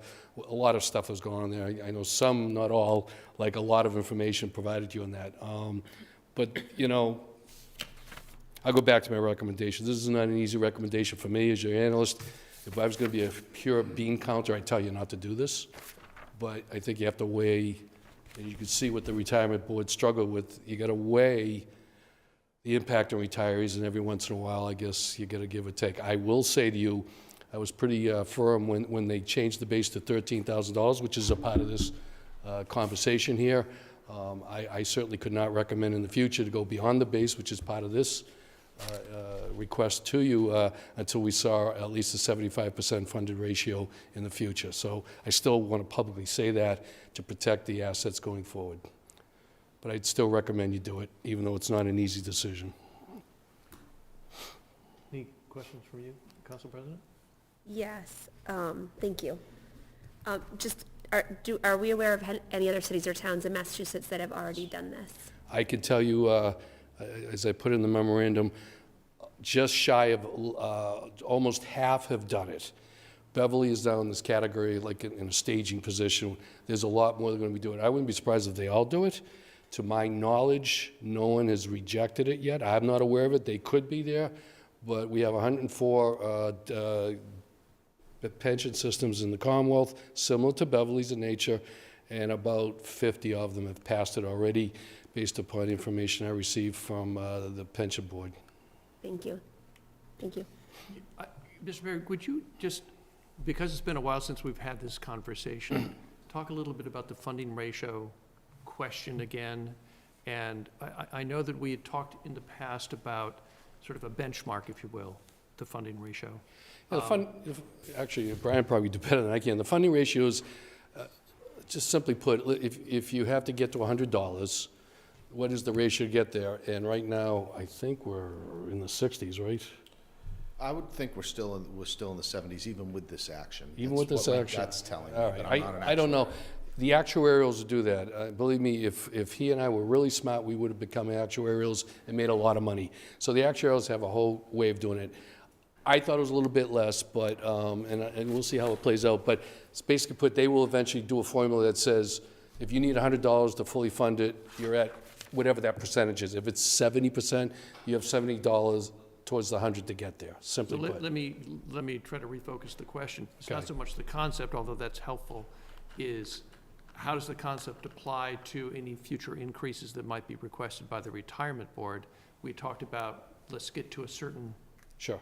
point, a certain Yeah. benchmark before we're willing to consider it. Right. This is sort of a anomaly Yes. to that. So if you could just talk about that sort of policy, if you will? Yeah, that's a great question. This is my own, as your budget analyst, my opinion, not necessarily shared by anybody else, but my view was I struggled mightily when we went from the base of $12,000 to $13,000. For those of you who were here there, you may recall that. I struggled with that a lot. And I was very firm in my recommendation to the council at the time, which continues, that I could not go from 13 to 14 to 15, go all the way up to 18. And actually, we're starting to see some community, I think Wellesley went over $18,000. So everybody's pension board system is a little bit different, but the law does allow you to increment up there. I could not, in good conscience, as your budget analyst, go from 13, let's say, to $14,000 of the base, unless I felt the funding ratio was at least at 75%. Now, what that means is, it gets more complicated, but what the formula is, on the first $12,000 of your pension, let's say you have a pension from the city of Beverly, let's say you have a $50,000 pension. The way they give you an increase is they look at the base, and in Beverly's case, it's $13,000. They'll multiply it traditionally by 3%. In this case, the state has allowed the cities and towns that have systems, if they want to go up to 5%, it would be 5. If you pass it, it would be 5 times the first $13,000. So it was if I was $650 a year, they get an increase versus 390 or something, or whatever, 5 times 13, you don't get it. So it's the base, and that's what the base is for the city of Beverly right now. It's $13,000. I think what's getting at kind of your question is that, what's the difference, right? What's the difference between a base adjustment and this type of adjustment? And there is a difference.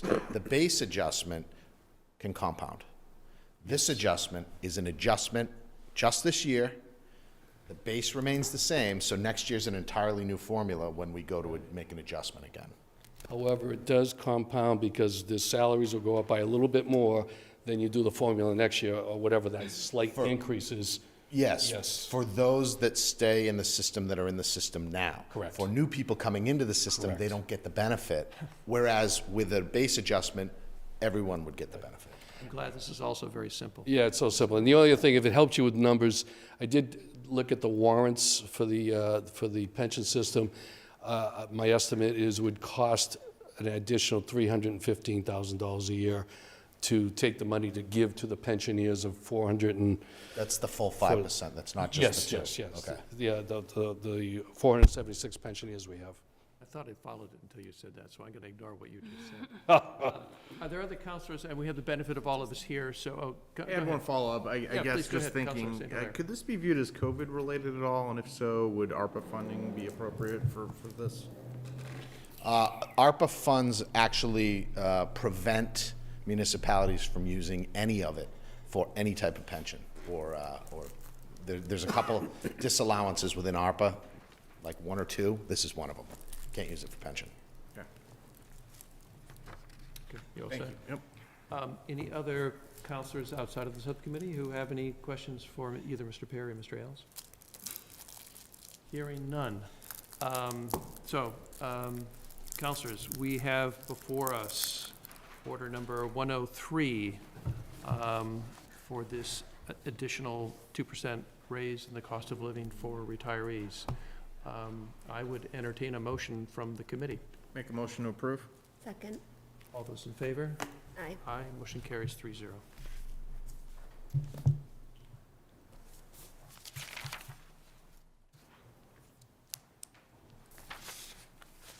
And I think that's all we have.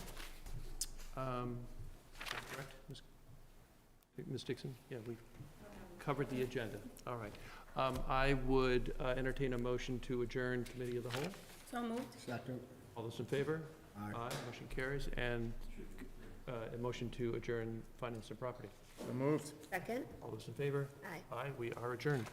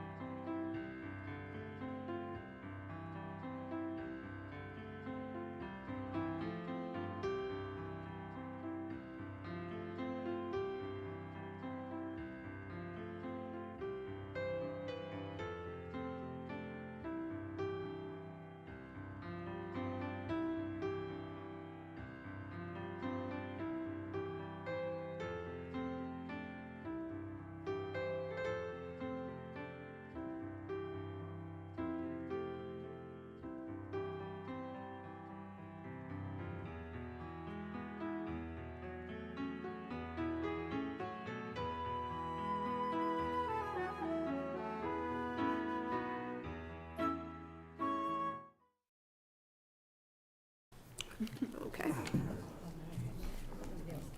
Okay. We'll call the council back to order, and we will go to reports from committees, please, Ms. Kent. Order number 73, the Committee on Finance and Property, to whom refer the matter regarding the city's streets, National Grid gas installation, and orders 287 have considered said matter and beg leave to follow. Receive and place on file. This is 287. This is, no, 73 regarding order 287. So it's 2 and 1. Referring to 287? Oh, thank you, sorry.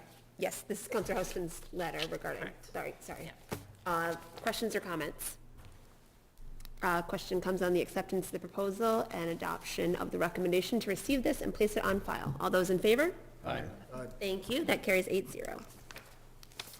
Order number 79, the Committee on Finance and Property, to whom referred the matter regarding a transfer of $216,786 from fiscal year 2023 reserve for unforeseen and $191,064 from reserve for collective bargaining for a transfer of total of $408,750 into the police department budget as a result of the recently agreed upon Beverly Police Patrolman contract. Have considered said matter and beg leave to follow. Recommend the council approve this request. Questions or comments on this one? Question comes on the acceptance of the proposal and adoption of the order. All those in favor, aye. Aye. Thank you, that carries 8-0. Order number 82, the Committee on Finance and Property, to whom refer the matter regarding an appointment for Nathaniel Kramer of 33 Pine Street, Stoneham, Mass., to serve on the Board of Assessors. Have considered said matter and beg leave to follow. Recommend the council approve this appointment. Questions or comments? Question comes on the acceptance of the proposal and adoption of the order. All those in favor, aye. Aye. Thank you, that carries 8-0, and thank you to Mr. Kramer for coming to meet with that subcommittee and for taking on that role. Order number 83, the Committee on Finance and Property, to whom referred the matter regarding an appointment of Francis Golden of 5 Wells Road, Reading, Mass., to serve as Chief Assessor and Chairman of the Board of Assessors. Have considered said matter and beg leave to follow. Recommend the council approve the appointment. Questions or comments on that one? Question comes on the acceptance of the proposal and adoption of the order. All those in favor, aye. Aye. Thank you, that carries 8-0, and thank you also to Mr. Golden for his time coming to meet with that committee. Order number 85, the Committee on Finance and Property, to whom refer the matter regarding a reappointment of Mr. Brian Ailes, Director of Municipal Finance, to serve on the Beverly Retirement Board.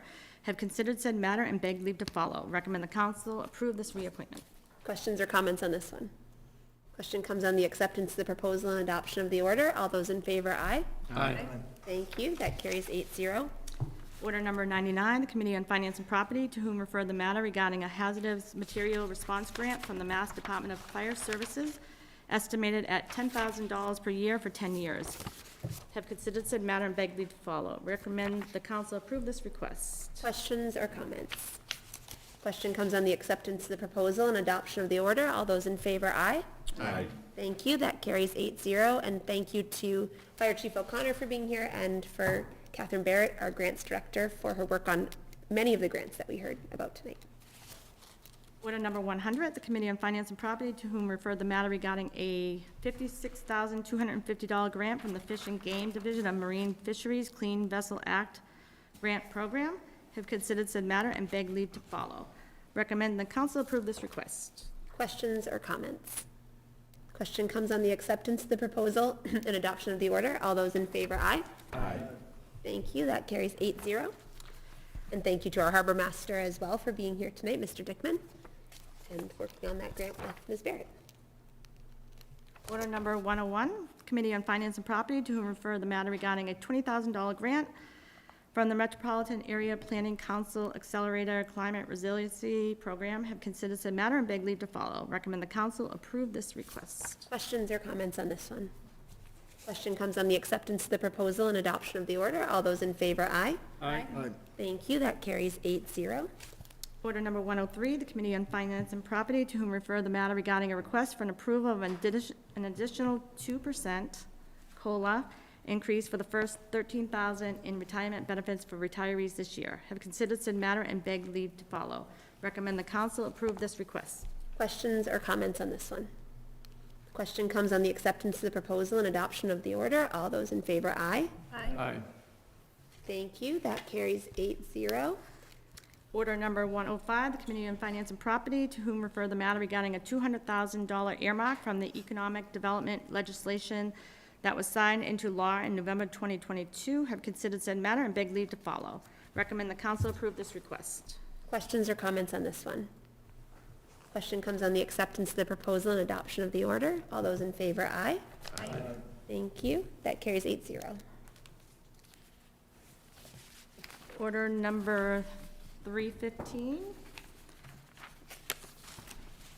The Committee on Finance and Property, whom referred the matter regarding earmark from the economic development legislation signed by Governor Baker, $200,000 for the installation of solar panels at Beverly High School.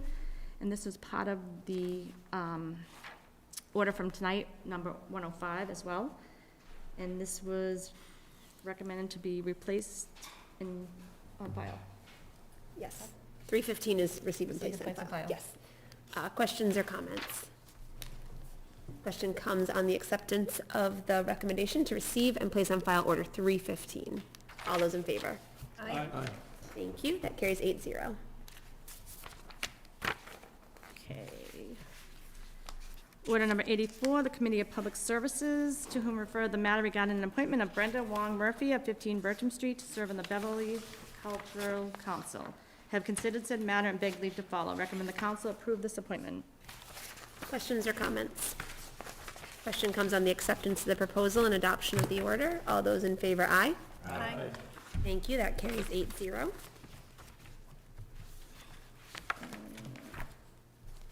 Order number 86, the Committee of Legal Affairs, to whom referred the matter regarding a reappointment of Darlene Nguyen as Director of Planning and Development, have considered said matter and beg leave to follow. Recommend the council approve these reappointments. Questions or comments? Reappointment. Question comes on the acceptance of the proposal and adoption of the order. All those in favor, aye. Aye. Thank you, that carries 8-0. Order number 87, the Committee on Legal Affairs, to whom referred the matter regarding an appointment, a reappointment for Mindy Diapolito and Hannah's Elementary School Principal Gabrielle Monavici to serve on the Human Rights Committee, have considered said matter and beg leave to follow. Recommend the council approve these reappointments. Questions or comments? Question comes on the acceptance of the proposal and adoption of the order. All those in favor, aye. Aye. Thank you, that carries 8-0. Order number 106, the Committee of Legal Affairs, to whom referred the matter regarding a renewal application for a fortune teller's license for Timothy Regan, have considered said matter and recommend the license be granted. Questions or comments? Question comes on the acceptance of the proposal and adoption of the order. All those in favor, aye. Aye. Thank you, that carries 8-0. Order number 107, the Committee on Legal Affairs, to whom refer the matter regarding a renewal application for a fortune teller's license for Elizabeth Kransberg, have considered said matter and beg leave to follow. Recommend the license be granted. Questions or comments? Question comes on the acceptance of the proposal and adoption of the order. All those in favor, aye. Aye. Thank you, that carries 8-0. Order number 108, the Committee on Legal Affairs, to whom refer the matter regarding a renewal application for fortune teller's license for Leanne Gordon, have considered said matter and beg leave to follow. Recommend the license be granted. Questions or comments?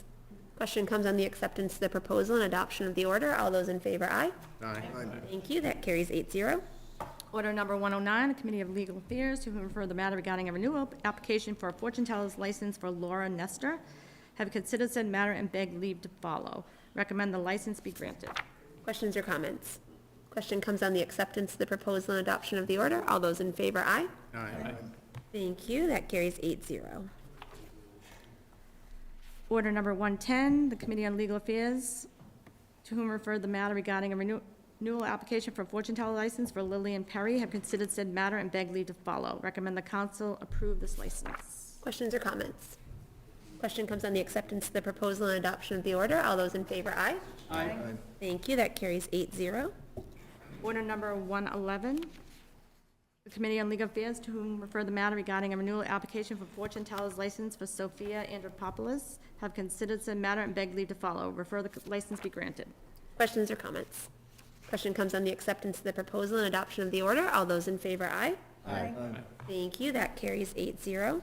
Order number 112, the Committee on Legal Affairs, to whom refer the matter regarding a renewal application for the 2023 petroleum storage registrations, have considered said matter and beg leave to follow. Recommend the license be granted with the conditions that the Fire Prevention Office signs off on all these inspections, and the paperwork is accompanied with the license. Thank you. Are there any questions or comments on this one? Question comes on the acceptance of the proposal and adoption of the order as stipulated by Legal Affairs. All those in favor? Aye. Thank you. That carries 8-0.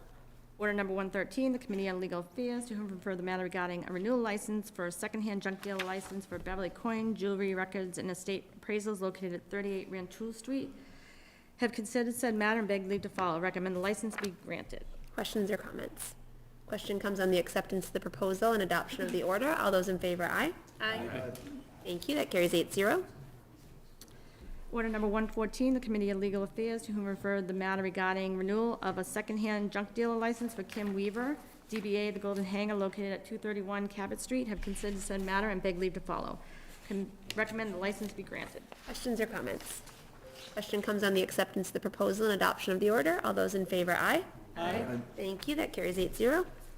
Order number 115, the Committee on Legal Affairs, to refer the matter regarding a renewal of a secondhand junk dealer license for Marconi Radio located at 497 Rantoul Street, have considered said matter and beg leave to follow. Recommend the license be granted. Questions or comments? Question comes on the acceptance of the proposal and adoption of the order. All those in favor, aye. Aye. Thank you. That carries 8-0.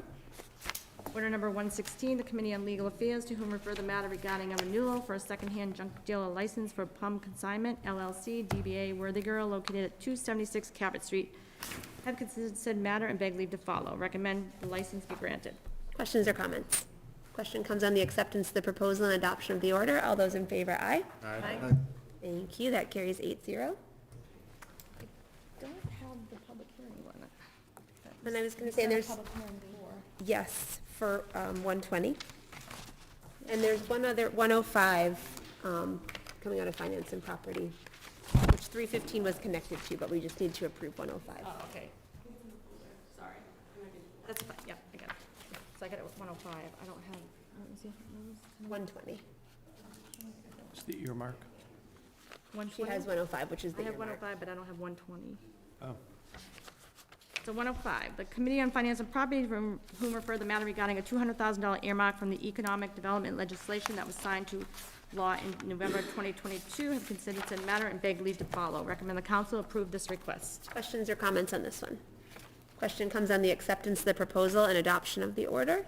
All those in favor, aye. Aye. Thank you. That carries 8-0, and thank you to Representative Paracella for helping to secure that earmark for the city of Beverly. Order number 120, the Committee on Finance and Property, to whom refer the matter regarding a proposed order approving an appropriation that will be used for taking by eminent domain of the properties located at 218-226 Cabot Street, also known as 218-2024 Cabot Street, and 8 Chapman Street, also known as 18 Federal Street. The order would authorize the city to appropriate the sum of $8 million. Have considered said matter and request a public hearing to be set on May 1st at 7:30 PM. Thank you. Are there questions or comments on that? I would entertain a motion to set that to approve the recommendation to set the public hearing for May 1st at 7:30 PM. So moved. All those, second. All those in favor? Wait, did you just start to say all those in favor? Counselor Houseman really wants to wrap this up. Late night.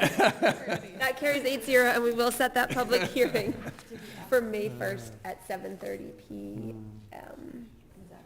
That one is being held in committee. Okay.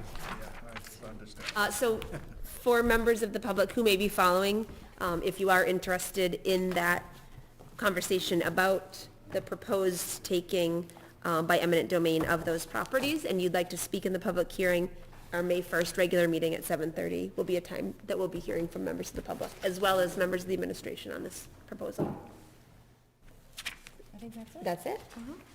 Any announcements or reminders from members of the council? Did I see your hand, Councilor Rand, or did I imagine it? Oh, I do have a reminder. Thank Okay. you. Okay, first, we have the Citizens Advisory Committee for the National Grid Reliability Project on Thursday, this Thursday, the 20th, at 5 o'clock at the Barnett Gallery at the Public Library. And then secondly, the Ward 2 Civic Association will meet on April 25th at 6:30 at the Public Library. And anyone is welcome to attend either. Thank you. Thank you very much, Councilor Rand. Councilor Houseman. I'm going by memory, so I may have it slightly off, but I believe this weekend on Saturday morning, there is a electronics and hazardous waste collection. I don't recall if it's the high school, where it usually is, or the middle school. Anyone know? It's at the high school. High school. High school?